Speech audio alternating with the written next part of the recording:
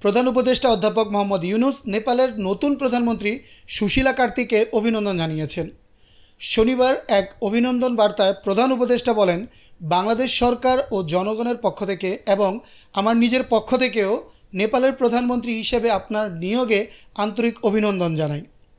অধ্যাপক ডক্টর মোহাম্মদ ইউনূস উল্লেখ করেন, নেপালের জনগণের আস্থা ও বিশ্বাসের প্রতিফলন হিসেবে সুশীলা কার্কির দায়িত্ব গ্রহণকে বাংলাদেশ গুরুত্ব সহকারে দেখছেন। তিনি বলেন, একজন দীর্ঘদিনের বন্ধু ও প্রতিবেশী হিসেবে আমরা দৃঢ়ভাবে বিশ্বাস করি আপনার দক্ষ নেতৃত্বে নেপাল ও এর দৃঢ়চেতা জনগণ শক্তি, উন্নয়ন ও স্থিতিশীলতার পথে এগিয়ে যাবে।